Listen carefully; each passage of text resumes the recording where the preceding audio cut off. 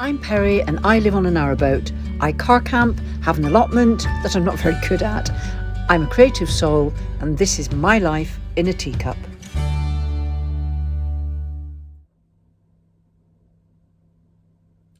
Hello peeps.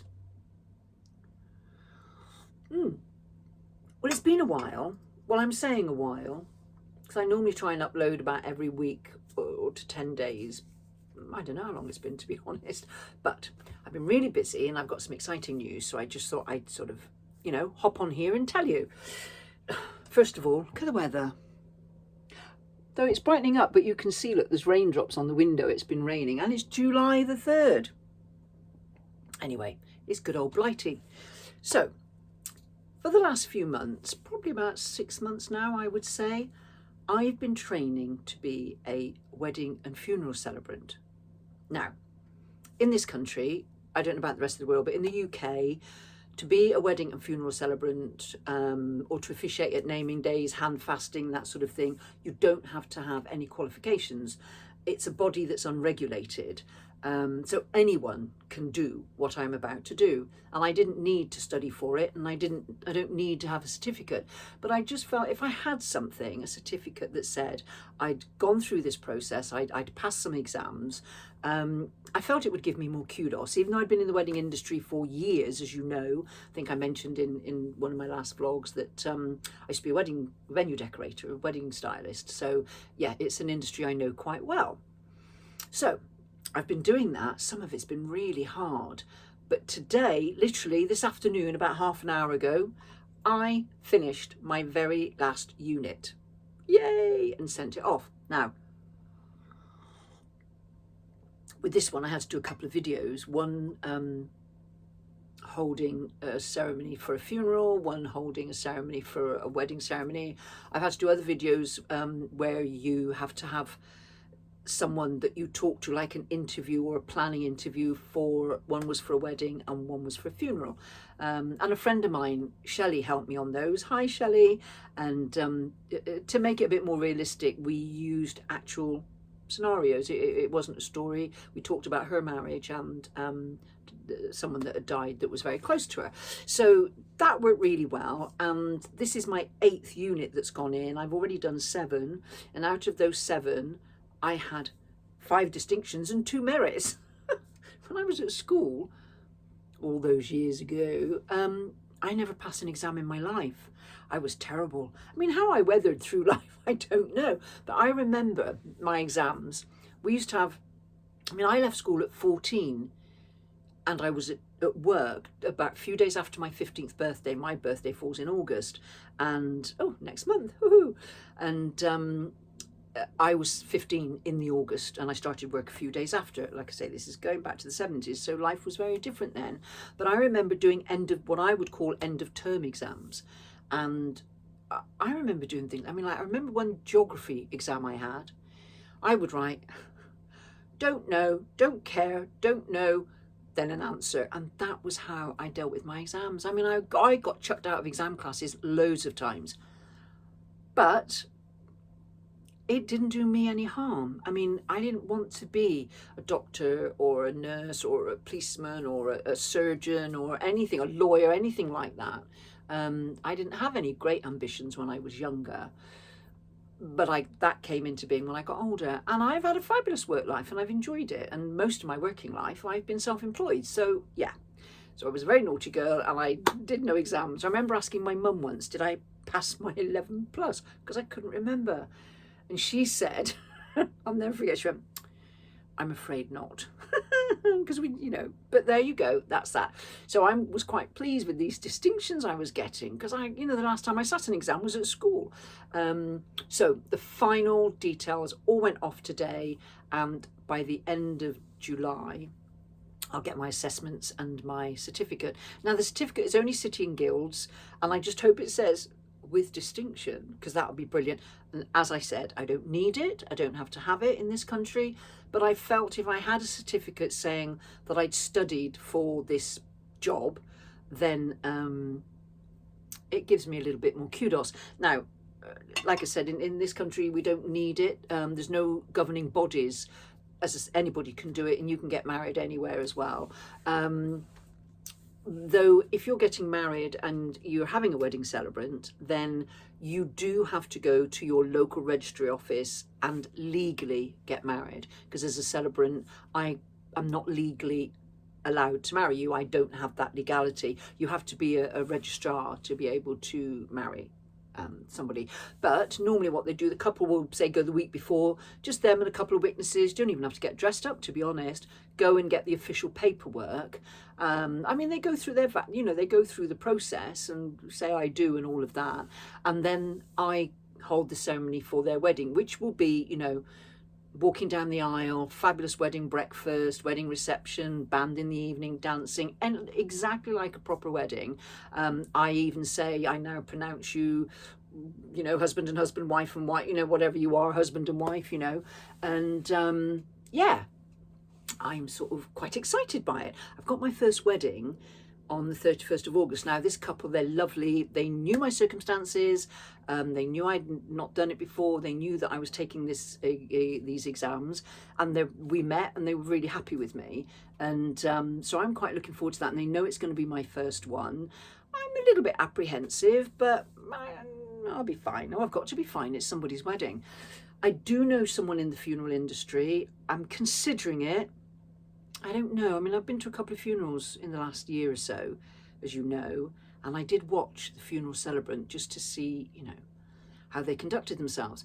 The only thing is, I don't know about you, but as I get a little bit older, if I watch something really sad on television or I watch a sad movie, I'm bawling my eyes out.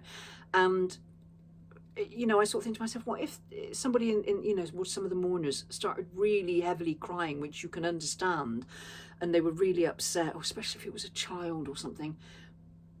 I don't know if I'd start crying myself. So I've got to really think about that one. I don't know. But yeah, so hopefully in the next few weeks I shall get my certificate and I'm going to be a wedding celebrant. So hey guys, anybody out there want a wedding celebrant or a funeral celebrant, ham fasting? Let me know.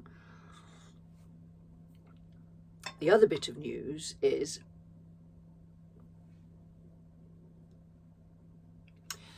as you know, I've been looking for a van, and as I said in my last vlog, I was really fed up with all the scams that are online and everything, and I decided not to buy one yet and not to use my savings either, but to save up. And I'd given myself till, with the sale of my car included, having an idea of what I'd get for the car, I thought that by December, January, February I'd have enough money to buy a little old van. I sat here and I thought, why am I waiting? I'm lucky. I've got the money, but I don't know about you. If I take money out of my savings, it ain't going back. I mean, it's supposed to, and I promised myself, yeah, you'll put it back, and I never do. So consequently, the money's going down and down. So this is why I decided that I was going to save. But like I said, I did think to myself, what's the bloody point? I might not be here next year. It's ridiculous. Just do it. Just do it. So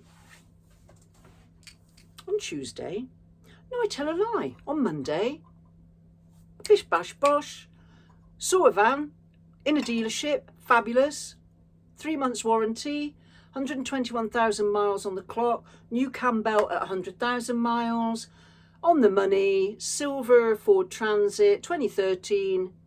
Sold. So I bought it.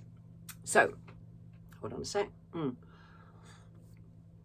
just going to draw this curtain because whilst I do like the sun, it's sort of beaming on me a little bit and I just want to show all my wrinkles. Right, yeah, so I've got the van. Now, obviously I'm not going to fit it out like a proper, beautiful camper van that you see, because I've got to do it myself and I'm not capable and I'm not paying someone to do it because I can't really afford it. So it'll be much like my car. A lot of it will be sort of freestanding. So on Friday, I'm going to pick it up and I'll just literally get everything out of my car, chuck it in the back of the van. It's all panelled inside, though it does need insulating. Now I can do that. So I'll just take the panels off, the wooden panels off, insulate it. And luckily the panels are obviously already cut out because I'm no good at cutting wood. I'm no good at measuring, I think I might have said before, and they'll just go back on again. And I'll get a bed and all of that. So yeah, I'm quite excited. And the reason I decided to do it now is because I want to go away for a couple of months at a time. Whilst I did the 2 weeks up in Scotland and everything, I want to go away for a couple of months to Cornwall and to Wales and back to Scotland and travelling through the UK. And I think in a car, after spending 2 weeks in a car, whilst I was very comfortable, and don't get me wrong, I know some people have to live in their cars and they make them excuse me, incredible spaces, but I felt I just wanted something a little bit bigger if I was going to be away from my beautiful boat for that length of time.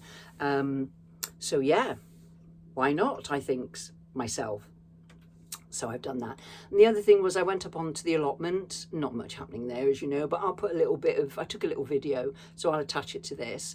So yeah, all exciting times. So how's everybody? Enjoying this lovely weather that we don't have. I feel sorry for anyone who's come on holiday or is going on holiday. But, to be honest, it only rained for a few hours and the sun's coming out now and it's lovely. At least it was good for Glastonbury. So for all those Glastonbury goers, I hope you had a fabulous time. I'd like to go again. I mean, I might have said in previous vlogs, I mean, first time I went was 85. It was so small then. It was wonderful. And I went several years in between that, and the last time I went was 2006. And by then I'd made the decision not to go again because it got too big. And now it's even bigger. And I never see the point of standing right at the back to watch a band, or you see them on the screen, or they're about that big. Though having said that, I used to spend all my time in the green fields and up at the Circle. I loved it. I loved the green fields at Glastonbury. And I'd go and choose the bands I wanted to see and go down and see them and then come away again. So I may go again. Who knows? I can take my camper van now, can't I? Because I couldn't do a tent. No, not anymore. Not anymore. Not at Glastonbury. I've been there, done that. Got the pictures to prove it. But yeah.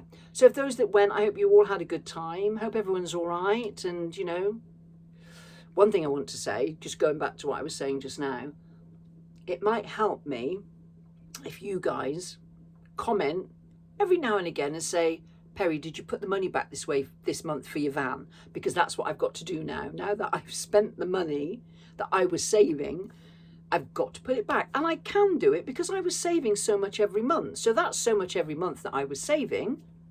I can carry on and just put that back in. So please remind me, or please, every now and again, just message me, comment, and just say, Perry, don't forget to put your money away. And on that note, I shall leave you all to have a lovely evening, and the sun is coming out now and it's getting quite warm and it's that lovely evening sunshine. Bye. Hi, well, I've come down to the allotment this morning. It's a beautiful day and I'm shaded here by those trees, which are lovely. Tall, she says, like I don't really know how to use half of them. I've cut all my grass because I've got quite a big grass area on this allotment, and I'm so glad I have, because I'm useless at planting, as you know. So what I've done is I've just come along here, cut all the grass, tidied it all up. You can see all the grass cuttings there they're going to be great compost heaps, those two. And I've dug over all the soil just to keep it aerated. I've raised the netting on these strawberries, albeit, as you know, my early strawberries I've lost, though there are some more coming through. I may have to relent and get some organic slug pellets because I lost virtually every strawberry. But yeah, this one here had grown and was pushing right against the top of the net, so I've raised the netting just to give them more room. These plants here are growing really well. That one's come, look, it's quite succulent, that one, quite lush. And they're all doing really well, these little out-of-date plants I bought. I did buy a lavender that was once a beautiful lavender bush. I left it in the pot for too long and I killed it. So I put it in the ground, and I'm just hoping that I will be able to revive it. This is still to black covering, but the soil underneath will be lovely. It's been there all through the winter and most of this year. So there we go, there's my allotment. Not doing much, not when you look. Go on, have a look. See my neighbour, she's got two. She's got this one here and she's got that one over there. And they're absolutely, then you got this guy here.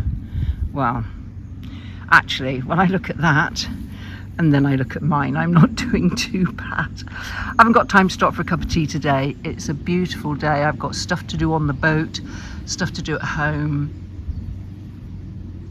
but it is beautiful. So I shall catch you again later. There we go. Let's go back on board. Ah, home sweet home. Got something cooking. Lovely space. I've got a beautiful view. The light is drawing down. So I'm going to sit on my lovely settee and stuff my face and watch a load of crap on either one of the streaming platforms or TV. Catch you next time.